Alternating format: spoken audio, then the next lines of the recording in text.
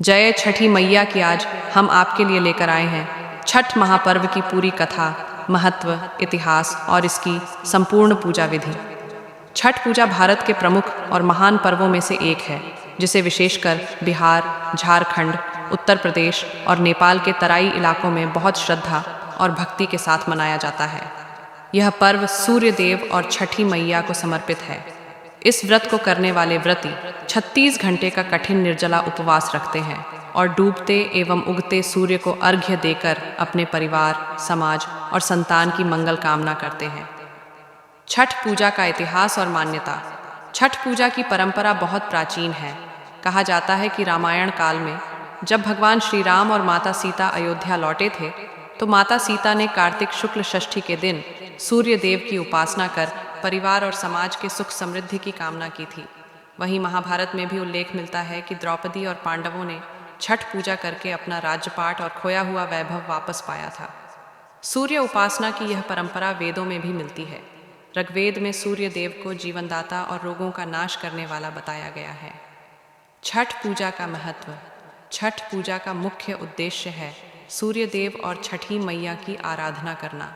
यह पूजा न सिर्फ धार्मिक दृष्टि से बल्कि वैज्ञानिक दृष्टि से भी अत्यंत लाभकारी है। सूर्य की किरणें शरीर को ऊर्जा और रोगों से मुक्ति देती हैं। इस पर्व में जो फल, गन्ना और अन्न का प्रसाद तैयार किया जाता है, वह पूरी तरह सात्विक और शुद्ध होता है। छठ पूजा में पूरी तरह स्वच्छता, पवित्रता और अनुशासन का पालन किया जाता है। यही कारण है कि इसे सबसे कठिन और सबसे पवित्र व्रतों में गिना जाता है। छठ पूजा की 4 दिन की विधि। छठ पूजा 4 दिनों तक चलने वाला पर्व है। एक पहला दिन नहाए खाए। इस दिन व्रती स्नान करके शुद्ध भोजन ग्रहण करते हैं। आमतौर पर चने की दाल, कद्दू की सब्जी और चावल का प्रसाद बनता है। इस दिन से ही घर आंगन में पवित्रता का विशेष ध्यान रखा जाता है। दूसरा दिन खरना। इस दिन व्रती दिन भर उपवास रखते हैं और शाम को सूर्यास्त के बाद खीर, गुड़ या शक्कर की रोटी और फल का प्रसाद बनाकर पूजा करते हैं। खरना का प्रसाद लेने के बाद ही व्रती अगले 36 घंटे का निर्जला उपवास शुरू करते हैं। तीसरा दिन संध्या अर्घ्य। इस दिन व्रती और परिवारजन नदी, तालाब या गंगा घाट पर जाकर डूबते सूर्य को अर्घ्य अर्पित करते हैं। इस समय पूरा वातावरण छठी मैया के गीतों और भजनों से गूंज उठता है। रंग बिरंगे सूप, दौरा, फल फूल, नारियल और गन्ना सजाकर पूजा की जाती है।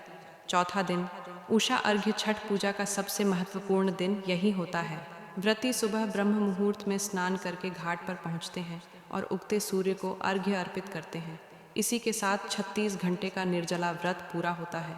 इसके बाद व्रती प्रसाद ग्रहण करके व्रत का पारण करते हैं। छठी मैया की महिमा और गीत।